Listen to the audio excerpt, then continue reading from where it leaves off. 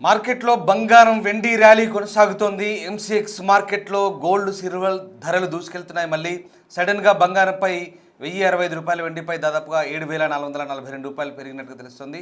దాదాపు 1,57,868 దగ్గర 24 క్యారెట్ల గోల్డ్ ట్రేడ్ అవుతుంది. సిల్వర్ ధరలపై కూడా భారీగా పెరుగుదల నమోతుంది. ఒక రోజులో 7,000 పెరిగి 2,59,990 దగ్గర ట్రేడ్ అవుతుంది. 5 రోజుల్లో 3 సార్లు బంగారం వెండి ధరలు పెరిగాయి, బట్ స్వల్పంగానే పెరిగాయి. దేశీయ మార్కెట్లో స్వల్పంగా గోల్డ్ ప్రైస్ కొంత తగ్గినట్టు అనిపిస్తుంది. 24 క్యారెట్స్ బంగారం 200 తగ్గింది. ఇది దేశీయ మార్కెట్ సంబంధించి.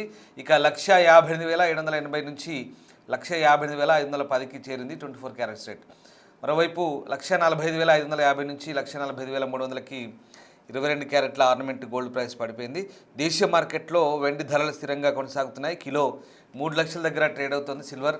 కమోడిటీ మార్కెట్లో మాత్రం గోల్డ్ ప్రైస్ పెరగడంతో రానున్న రోజుల్లో దేశీయ మార్కెట్పై తీవ్ర ప్రభావం పడే అవకాశం ఉంది. అయితే మనం ముఖ్యంగా ఎంసీఎక్స్ మల్టీ కమోడిటీ ఎక్స్చేంజ్లో చూసుకుంటే కనుక ఇవాళ గోల్డ్ అలాగే సిల్వర్పై ధరలు పెరిగాయి. గోల్డ్పై దాదాపు 0.65% పైగా పెరిగాయి. సిల్వర్పై దాదాపుగా 2.5% పైగా ధరలు పెరిగిన పరిస్థితి. ప్రస్తుతం మార్కెట్లో ధరలకు సంబంధించి మార్కెట్ ఓపెన్ కాగానే కాస్త అటు ఇటుగా హెచ్చు తగ్గులకు లోనవుతున్న పరిస్థితి.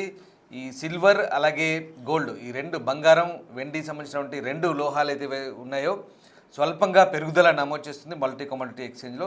మరోవైపు దేశీయ మార్కెట్లో కూడా హెచ్చు తగ్గులు కనిపిస్తున్న పరిస్థితి.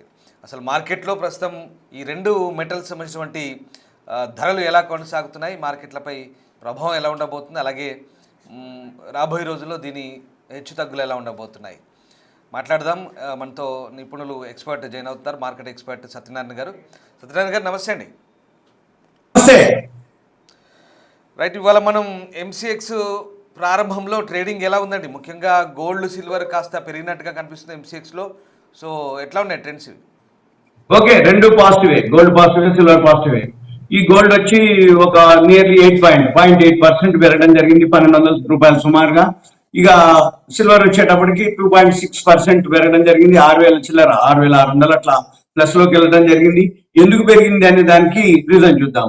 అమెరికాలో రిటైల్ అమ్మకాల డేటా రావడం జరిగింది. ఆ రిటైల్ అమ్మకాల డేటా ఏదైతే ఉందో మందగించడం తోటి ఈ దిగుబడులు కూడా తగ్గడంతో బంగారం వెండి ధరలు పెరగడం జరిగింది. అది మెయిన్ రీజన్. రోజు ఏదో ఒక రీజన్ ఉంటుంది, పెరగడానికి కానీ తగ్గడానికి కానీ, పెరగకపోవడానికి తగ్గకపోవడానికి, న్యూట్రల్ ఉండడానికి కూడా ఏదో ఒక రీజన్ ఉంటుంది. పెరగడానికి రీజన్ తెలవాలి మనకి, తగ్గడానికి రీజన్ తెలవాలి, న్యూట్రల్ ఉంది అంటే రీజన్ తెలవాలి. కాకపోతే ఓవరాల్ గా ఇప్పుడు గోల్డ్ సిల్వర్లు బాగా పెరిగే అవకాశాలు ఏం కనపడట్లేవు. ఒక రోజు 1%, 2% పెరగటం, మళ్ళీ సాయంత్రానికి మధ్యాహ్నానికి అది అవుట్డేటెడ్ అవుతాం. అంటే ఏంటంటే ఇప్పుడు ఏదైతే అమెరికాలో రిటైల్ అమ్మకాలు ఏవైతే దిగుబడులు తగ్గిపోయినాయి అని గోల్డ్ సిల్వర్ పెరగడం జరిగిందో, మళ్ళీ ఏమైంది, ఇప్పుడు ఒక 6,000 చిల్లర 2.5% పెరిగింది. పెరిగిన తర్వాత ఏమవుతుంది, మధ్యాహ్నంలో ఎప్పుడో మళ్ళీ దాన్ని అంటే ప్రాఫిట్ బుకింగ్ ఏదో జరుగుతుంది. మళ్ళీ ఇవాళ నైట్ మనకి 11:50 క్లోజ్ అయినాక అమెరికా మార్కెట్లు, ఇంటర్నేషనల్ మార్కెట్లు కంటిన్యూ జరుగుతూ ఉంటాయి. కాబట్టి మళ్ళీ రేపొద్దున 9 గంటల లోపు ఏం జరుగుతుందో తెలియదు. న్యూస్ అంటే పేరోల్ డేటా అని ఉంటుంది, సిపిఐ డేటా ఉంటుంది, కన్జ్యూమర్ ప్రైస్ ఇండెక్స్ డేటా ఉంటుంది. ఇట్లా లేకపోతే ఇప్పుడు మళ్ళీ ఇరాన్ మీద మళ్ళీ అమెరికా వాళ్ళు చర్చలకు రావట్లేదు అనేది ఒకటి, చర్చలకు మేము సుముఖంగా ఉన్నాం అనేది ఒకటి, మళ్ళీ ఏమంటారు మీరు చర్చలకు రాకపోతే మేము మీద యుద్ధం చేస్తాం అనేది ఒకటి, ఏదో ఒకటి అంటుంటారు అనమాట. ఈ అంటున్న కొద్దీ ఈ గోల్డ్ సిల్వర్ మీద బాగా ఎఫెక్ట్ ఉంటుంది. వెంబటే ఇరాన్ వాళ్ళు కూడా మేము కూడా రెడీగానే ఉన్నాం, మేము కూడా యుద్ధం చేస్తే మేమేమి అంటే తిప్పికొడతాము అని వాళ్ళు అనౌన్స్మెంట్ చేయటం, మళ్ళీ చర్చలకు కూడా మేము సిద్ధమే అనటం, మళ్ళీ ఈ చర్చలు సిద్ధం అంటారు, ఈ యుద్ధం అంటారు, యుద్ధ నౌకలు ఇరాన్ బోర్డర్ మీద ఉన్నాయి అంటారు. అనగానే కొంచెం యుద్ధ వాతావరణం ఉంది అనగానే గోల్డ్ సిల్వర్ పెంచడం జరుగుతుంది. మళ్ళీ చర్చలకు వస్తున్నారు అనగానే ఆటోమేటిక్ గా మళ్ళీ గోల్డ్ సిల్వర్ ప్రాఫిట్ బుకింగ్ జరుగుతుంది. మళ్ళీ ఒకసారి రష్యా ఉక్రెయిన్ శాంతి అదే సామరస్య చర్చలు అంటారు, శాంతి ఒప్పందాలు అంటారు.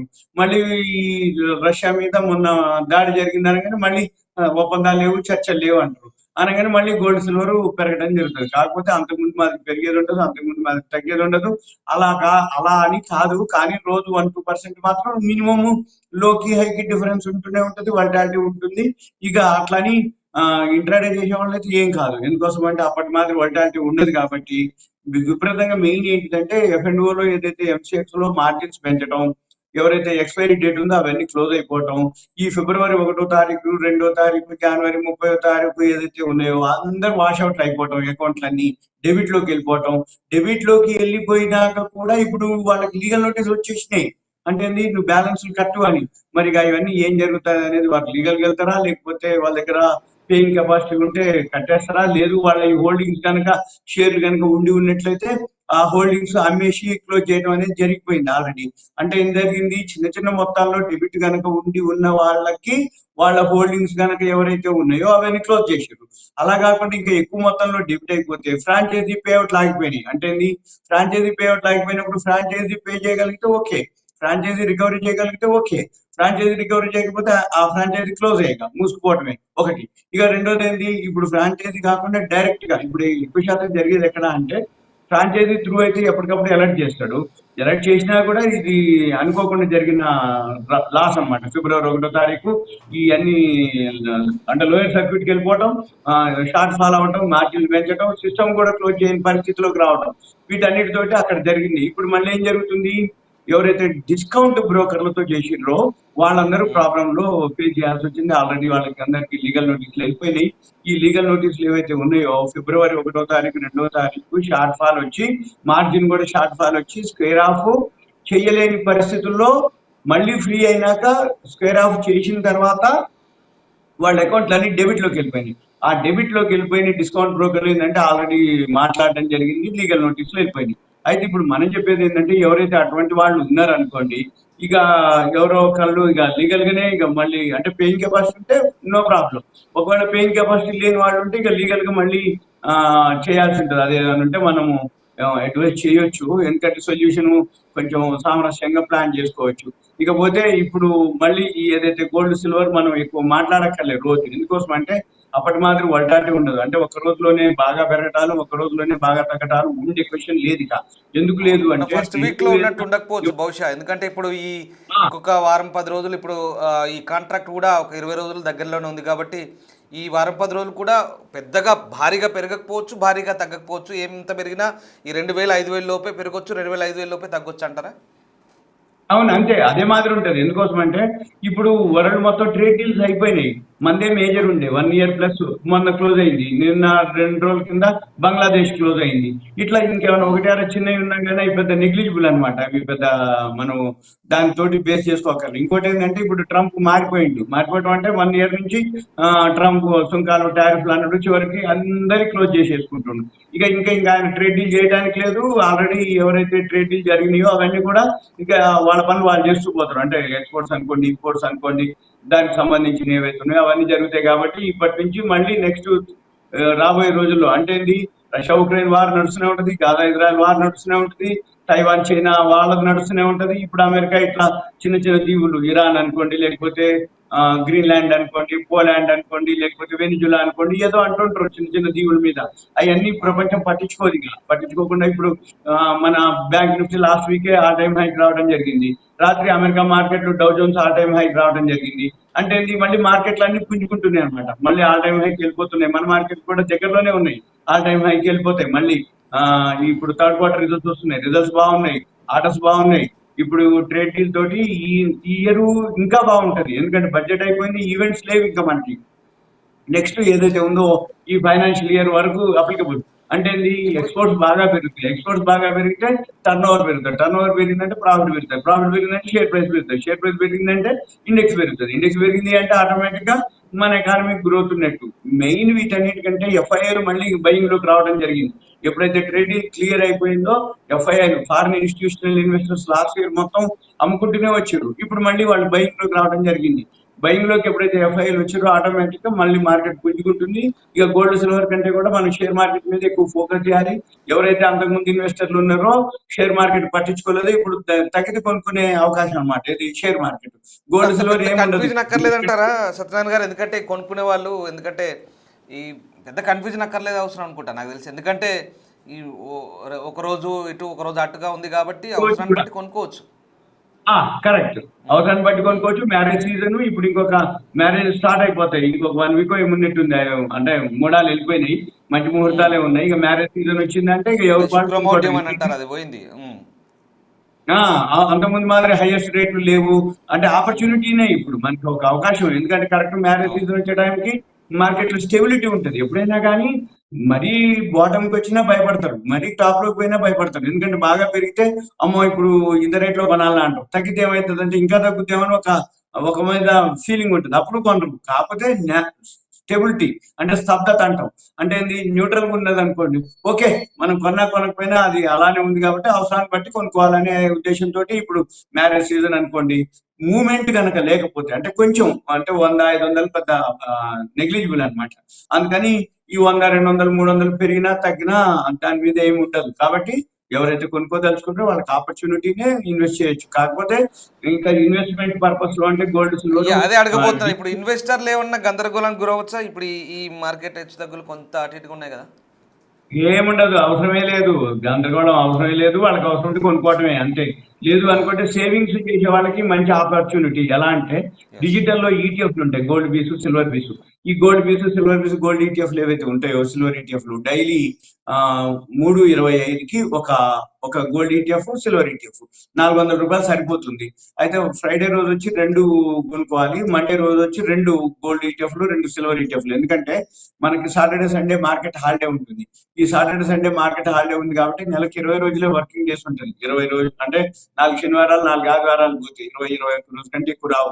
కాబట్టి మనం ఏం చేయాలంటే 30 రోజులు కూడా సేవింగ్స్ చేయాలి అని ఉద్దేశం ఉంటే 30 రోజులు కూడా చేయాలి అనుకుంటే ఏంటంటే సాటర్డే హాలిడే కాబట్టి ఫ్రైడే రోజే 2 గోల్డ్ ఈటీఎఫ్లు, 2 సిల్వర్ ఈటీఎఫ్లు 800 పెట్టుబడి పెట్టాలి. సండే హాలిడే కాబట్టి సండే అమౌంట్ ఏదైతే ఉందో మండే రోజు మళ్ళీ 2 గోల్డ్ ఈటీఎఫ్లు, 2 సిల్వర్ ఈటీఎఫ్లు అట్లా ట్యూస్డే టు ఫ్రైడే వరకు ట్యూస్డే, వెన్స్డే, థర్స్డే 3 రోజుల్లో ఒక్కొక్కటి కొనుక్కొని 2 కనుక చేస్తే ఇద్దరు పిల్లలు ఉన్నారనుకోండి 2 కొంటుండాలి. ఒక అమ్మాయి గాని, ఒక అబ్బాయి గాని ఉంటే ఏం కాదు. ఎందుకంటే అమ్మాయి ఉందనుకోండి మ్యారేజ్‌కి ఉంటుంది. అబ్బాయి ఉందనుకోండి కోడలికి ఇవ్వాలి.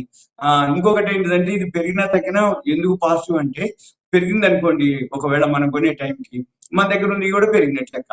సపోజ్ తగ్గిందనుకోండి కొనుక్కునేది అంటే కొనుక్కునేది తక్కువలో దొరుకుతుందని అర్థం. న్యూట్రల్‌గా ఉందనుకోండి న్యూట్రల్‌గా ఉన్నట్టే. అంటే ఏమి పెద్ద మూవ్‌మెంట్ లేదు. కానీ ఓవరాల్‌గా గోల్డ్, సిల్వర్ పాజిటివ్ లోనే ఉంటుంది. ఎప్పటికైనా పెరిగాయే కాబట్టి జీరో అయ్యే అవకాశాలు ఉండవు కాబట్టి అందుకని గోల్డ్, సిల్వర్ ఇన్వెస్ట్‌మెంట్ మనం లాంగ్ టర్మ్ చేస్తున్నాం కాబట్టి ఇటువంటి ఆలోచించక్కర్లేదు. ఎందుకంటే ఒకరోజు పెరిగినా, ఒకరోజు తగ్గినా ఓవరాల్‌గా మనకి బ్యాంక్ వడ్డీలు, పోస్ట్ ఆఫీస్ వడ్డీలు లేకపోతే ఎవరికన్నా అంటే మనం అప్పులు గాని ఎవరికన్నా ఇచ్చినాం అనుకోండి వడ్డీలకి చిట్ ఫండ్ లో చిట్టీలు వేసుకున్నాం అనుకోండి వాటన్నిటికంటే మంచి రిటర్న్స్ వస్తాయి.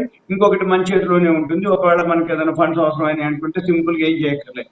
పెద్ద మొత్తం అయిపోయినాక ఇక్కడ ఎగ్జిట్ అయిపోయి ఆ అమౌంట్ తీసుకొని మామూలుగా ఫిజికల్ గా షాప్ లోకి వెళ్ళి కొనుక్కోవచ్చు. రైట్. ఇప్పుడు మీరు చెప్తున్నట్టుగా డాలర్ బలపడము, మార్కెట్, అమెరికా మార్కెట్ స్థితిగతులు ఇదంతా కొంత ఇంపాక్ట్ ఉంది వాస్తవం. బట్ ఇప్పుడు అవును. ఈ దేశీయ మార్కెట్ ఎట్లుందండి? దేశీయ మార్కెట్‌లో గోల్డ్, సిల్వరు ఇప్పుడు రిటైల్ అంటే స్టోర్స్‌లో ఇవాళ ఏంటి పరిస్థితి? నిన్నటి వరకు పెరిగింది కాబట్టి 3 రోజుల నుంచి ఇవాళ కొంచెం ప్రాఫిట్ బుకింగ్ జరగవచ్చు. ఇవాళ హ్మ్. బుధవారం. బుధవారం రోజు ఏమైందంటే వీక్లీ నిఫ్టీ ఓపెనింగ్ డే. మళ్ళీ రేపు గురువారం బాంబే వీక్లీ ఎక్స్‌పైరీ డే. కొంచెం మామూలుగా ఉంటది ఇవాళ. రేపు మళ్ళీ బాంబేది కాబట్టి మళ్ళీ అక్కడ ఏదైనా ఉంటే ప్రాఫిట్ బుకింగ్ జరుగుతుంది. మళ్ళీ ఫ్రైడే మామూలుగా అంటే పెరుగుతాయి. ఓవరాల్‌గా అయితే మార్కెట్ పాజిటివే. రిజల్ట్స్ వచ్చేస్తాయి. రేపు సండే వరకు మొత్తం వచ్చేస్తాయి రిజల్ట్స్. మండే తర్వాత వాల్యూ స్టాక్స్ అన్ని కొనుక్కుంటే మళ్ళీ బ్యాకెట్ చాలా చాలా ఉన్నాయి. ఏది ఈ బడ్జెట్ కు అప్లికబుల్ ఉండే ఉన్నాయి. రెండోది ట్రేడ్ డీల్ తోటి అప్లికబుల్ ఉన్నాయి. Q3 రిజల్ట్స్ వచ్చినవి ఉన్నాయి. అవన్నీ మల్టీ బ్యాగర్లు చాలా చాలా ఉన్నాయి అనమాట. అవి మనం మండే కావాలనుకుంటే సెపరేట్ ఒక ఆ, పెట్టేసి ఆ సెపరేట్ గా దాంట్లో ఓన్లీ వాల్యూ ఉన్న స్టాక్స్ మల్టీ బ్యాగర్లు ఎలా అయితే ఎందుకైతే అవి కూడా మనం వీలైతే ఎక్స్ప్లెయిన్ చేయొచ్చు. ఎందుకంటే ఇప్పుడు గోల్డ్, సిల్వర్ మామూలుగానే ఉంటుంది కాబట్టి పెద్దగా అంటే 7,000, 8,000, 10,000 దానికి నెగ్లిజిబుల్ అనమాట. అంటే పెరిగినా తగ్గినా. ఎందుకంటే 2,60,000లో సిల్వర్ కిలో ఉంటే అది 2%, 1% పెరగడం తగ్గడం అనేది అంటే 2% అంటే ఒక 5,000, 6,000 అట్లా 7,000 అట్లా 6,000, 7,000 లోకి హైకి డిఫరెన్స్ ఉంటూనే ఉంటుంది. అంటే అంత పెద్ద మొత్తంలో అది మూమెంట్ అట్లా ఉంటది అన్నట్టు. ఇప్పుడు గోల్డ్ కూడా ఎప్పుడైతే 1,55,000 ఇట్లా 1,60,000కి చేరిందో రూ. 1,000, 1,500 దానికి పెరగటం తగ్గటం పెద్ద క్వశ్చన్ కాదనమాట. కాకపోతే ఇన్వెస్టర్లు కాపర్ మీద ఎక్కువ ఫోకస్ చేయొచ్చు. నెక్స్ట్ ఏది గోల్డ్ సిల్వర్ కంటే కూడా కూడా పెరిగినట్టుంది. స్లోగా పెరిగే అవకాశాలు ఉన్నాయి. ఈ ఇయర్ లో ఈ రెండింటికంటే ఎక్కువ లీడ్ చేసేది కాపర్ 2026లో కమోడిటీస్ లో. ఉమ్, ఉమ్. అయితే ఇప్పుడు ఈ రిటైల్ మార్కెట్లో నేను అడిగేది ఏంటంటే ఇప్పుడు కామన్గా పోయి కొనుక్కునే వాళ్ళు ఈ ధరల అంశానికి సంబంధించి చాలా ఫేర్గా ఉంటున్నారా రిటైల్ షాప్స్లో? ఎందుకంటే ఈ కన్ఫ్యూజన్ అంతా కూడా సామాన్యునికి అర్థం కాదు. మరి అక్కడ రిటైలరు ఆ, ఆ, ఈ విషయంలో ఎంత క్లారిటీగా ఉన్నారు, కొనుగోలుదారు ఎంత క్లారిటీగా ఉన్నారంటే మనం ఎట్లా చెప్పొచ్చు అండి ఈ విషయంలో? అట్లేం లేదు. ఇప్పుడు అట్లేం లేదు. అవేర్‌నెస్ వచ్చింది చాలా మందికి. ఆ, 1కి 2 షాపులు తిరుగుతారు, 4 షాపులు తిరుగుతారు. ఇందులో గోల్డ్ ఎవరెవరు మాట్లాడుతుర్రు, ఏం మాట్లాడుతుర్రు, వాళ్ళ చుట్టాలు, ఫ్రెండ్స్ చూస్తూనే ఉంటరు. మన వీడియోలు కూడా బాగా అబ్జర్వ్ చేసి, ఓహో! గోల్డ్ ఎందుకు పెరుగుతుంది, ఎందుకు తగ్గుతుంది, ఎందులో ఏంటిదనేది కూడా అంటే అంతకుముందు మాదిరి లేదు. కొంచెం అవేర్‌నెస్ వచ్చిందనే చెప్పొచ్చు. ఎందుకంటే 4, 5 షాపులు ఎంక్వైరీ చేయటం. ఇప్పుడు చాలా వరకు యాప్‌లు వచ్చినాయి, వెబ్‌సైట్‌లు వచ్చినాయి. ఉమ్, ఆహ్, ఉమ్, మనకి క్యాప్స్ గోల్డ్ అని CAPS క్యాప్స్ గోల్డ్ ఉమ్, అని ఉంటది. అందులో క్లిక్ చేస్తే మీకు చూపిస్తది. ఏది 999 ప్యూరిటీ ఎంత ఉందనేది చూపిస్తది. తర్వాత డీపీ గోల్డ్ అని ఉంటుంది. డీపీ గోల్డ్ దాంట్లో కూడా చూపిస్తది ప్రైస్‌లు. ఇంకా లేదు అంటే ఈసారి ఒక నెంబర్ ఉంటుంది. ఆ నెంబర్ మనం మిస్డ్ కాల్ ఇస్తే ఆ నెంబర్ తోటి మనకి వాట్సాప్‌లో మెసేజ్ వస్తది. మామూలుగా మెసేజ్ గాని, వాట్సాప్ గాని వస్తది. ఏమని? ఈరోజు రేట్లని. మనం ఎక్కడైతే కొనదలుచుకుంటానికి వెళ్తామో ఆ కొనగానే ఆ మిస్డ్ కాల్ ఇచ్చేస్తే అక్కడున్న అప్పుడు రేట్లు వచ్చేస్తాయి. అదేంటిది అంటే ఆల్ ఇండియా జ్యువెలరీ అసోసియేషన్ ఉంటుంది. అది నెక్స్ట్ కావాలంటే ఒకసారి మళ్ళీ ఆ ఫోన్ నెంబర్ అది పెట్టి మనం ఇంకోసారి చేద్దాం అది. చేస్తే ఈ జ్యువెలరీ అసోసియేషన్ వాళ్ళు ఏంటంటే వాళ్ళకి ఒక మిస్డ్ కాల్ ఇవ్వగానే లైవ్ రేట్లు వచ్చేస్తాయి. ఏది 22 క్యారెట్స్ అవన్నీ. మనం ఏం చేయాలంటే ఎవరైతే కొనుక్కోవడానికి వెళ్ళిర్రో ఆ రేట్లకి ఈ రేట్లకి మ్యాచ్ అవుతుందా లేదా అనేది ఒకసారి చూసుకోవచ్చు. ఒక 10, 20, 50 అటు ఇటు కంటే ఏం కాదు. ఎందుకంటే ఏరియాని బట్టి కొన్ని డిఫరెన్స్ ఉంటుంది. అంటే ఇప్పుడు చెన్నై అని, బెంగళూరు అని, మైసూర్ అని, హైదరాబాద్, విజయవాడ, వైజాగ్, బాంబే ఇట్లా ఢిల్లీ ఇట్లా వేరు వేరు ఏరియాని బట్టి కొంచెం తేడా ఉంటుంది. కానీ ఓవరాల్ అయితే ఏం ఉండదు. అది జ్యువెలరీ అసోసియేషన్ వాళ్ళు ఫిక్స్ చేసినటువంటి ప్రైస్ అన్నమాట. మనం చూసుకోవాలి, చేసుకోవచ్చు. ఇప్పుడు విలేజెస్ డిస్ట్రిక్ట్ లో కూడా అవేర్నెస్ వచ్చింది. అక్కడ షాప్స్ కూడా హైదరాబాద్ రేట్లకే మేము ఇస్తామంటారు, లేకపోతే చెన్నై రేట్లకే మేము ఇస్తామని చెప్తారు. పొద్దుటూరు రేట్లకి అంటే బ్రాండ్ ఎక్కడైతే ఉంటాయో వాళ్ళని బేస్ చేసుకొని అయ్యే ధరలంటే మేము కూడా ఇస్తామండి, మీరు కావాలంటే అడగొచ్చండి, కనుక్కోవచ్చండి అని కూడా అంటారు. మనం కూడా 1, 2 సార్లకి వచ్చేస్తది. ఇప్పుడు ఏమి గోల్డ్ సిల్వర్ కి ఓ పెద్ద బుర్రంత చించక్కర్లే. ఏంటి అంటే ధర ఎంత ఉంది, ఏముంటది, ఎలా ఉంటది అనేది 1, 2 సార్లు షాప్ ఉండేటినే చెప్తాడు. ఎక్కడ చూడాలి, ఎట్లా చూడాలని. ఇప్పుడు ప్రతి షాప్ లో వాళ్ళది ఒక అసోసియేషన్ ఉంటది. మార్నింగే పలకలు పెడతారు. అంటే ఏంది, మనం ఏ షాప్ లోకి పోయినా 24 క్యారెట్స్ గోల్డ్ రేట్ ఇది, సిల్వర్ రేట్ ఇది అని అక్కడ పలకలు పెడతారు. అంటే పలకలు అంటే డిజిటల్ అది డిస్ప్లే బోర్డు ఉంటుంది. ఆ డిజిటల్ డిస్ప్లే బోర్డు లో చూపిస్తూ ఉంటది 24 carats gold, 22 carats gold, silver ఇట్లా ఇవన్నీ చూపిస్తాయి. మనం తెలిసిపోద్ది. అంటే వాళ్ళకి అసోసియేషన్ ఉంటుంది కాబట్టి వాళ్ళ అట్లా వేరియేషన్ ఉండదు. అందరూ ఒకటే రేట్ ఉంటుంది. పెరిగితే పెరిగిన రేట్ ఉంటుంది, తగ్గితే తగ్గిన రేట్ ఉంటుంది. దాంట్లో మనం చూసుకోవాల్సింది కాదు, ఎవరైతే ఇన్వెస్టర్లు కొనుక్కోదలుచుకున్నారో వాళ్ళు చూసుకోవాల్సింది మేకింగ్ వేస్టేజ్. ఈ మేకింగ్ వేస్టేజ్ ఎంత ఉంటుంది, ఏముంటుంది, మీరు కొన్ని ఆర్నమెంట్స్ బట్టి అవి మనం ఎంక్వైరీ చేసుకోవడం బెటర్. 4, 5 షాపులు తిరిగి ఎంక్వైరీ చేసుకుంటే లోయెస్ట్ లో ఇచ్చిన వాళ్ళు చాలా మంది ఉన్నారు ఇట్లా. ఇప్పుడు హైదరాబాద్ లో మనం కొంచెం అబ్జర్వ్ చేస్తే ఆ లోయెస్ట్ ఎవరైతే ఇస్తారో వాళ్ళ దగ్గర మనం పోయి తెచ్చుకోవచ్చు. కావాలంటే మనం కూడా రెఫర్ చేయొచ్చు.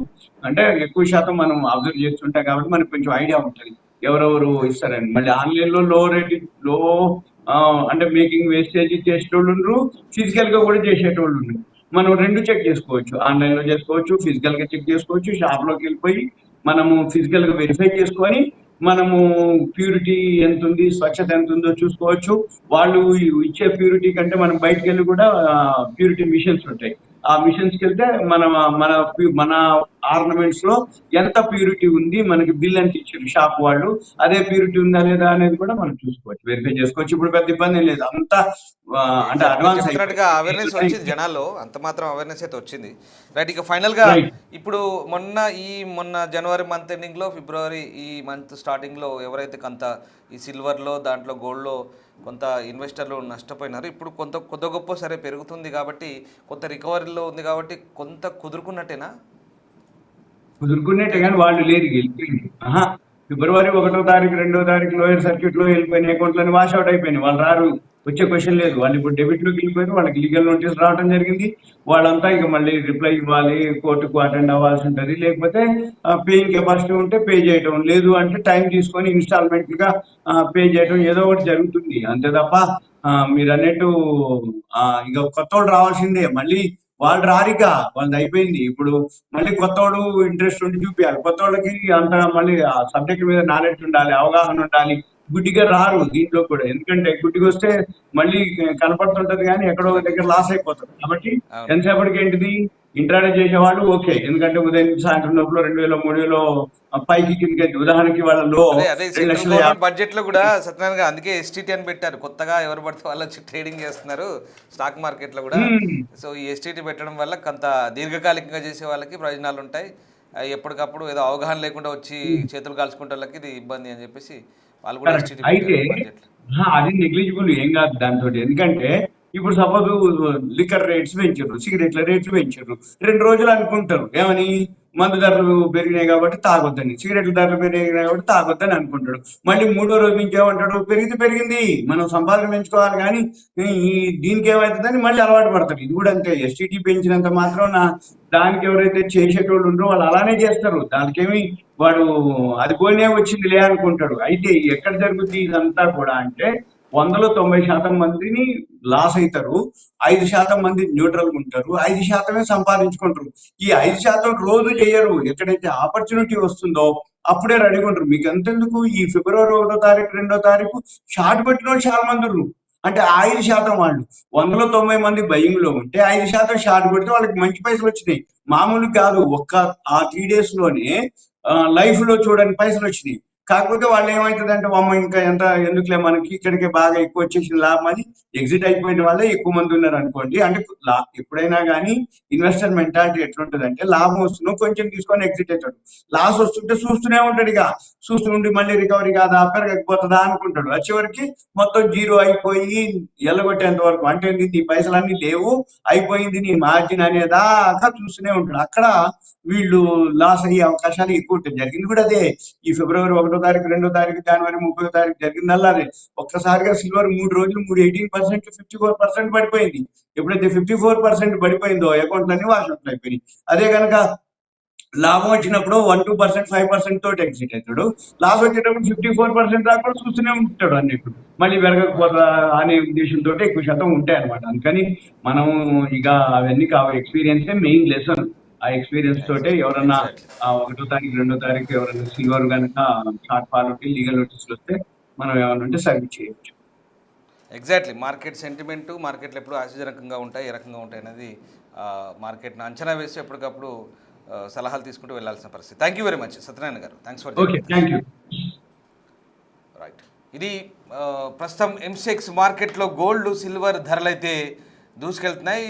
ఈ ధరలు కాస్త హెచ్చుతగ్గులకు లోనవుతున్న పరిస్థితి. ఇప్పటికే మనం ఒక్కసారి మళ్ళీ సిల్వర్ రేట్ కనుక చూసుకుంటే జస్ట్ నౌ ఇప్పటికే కొంత తగ్గింది. ఇప్పుడు మేము మాట్లాడుతున్నంతసేపు కూడా కొంత సిల్వర్ రేట్ మళ్ళీ పడిపోయింది 6078.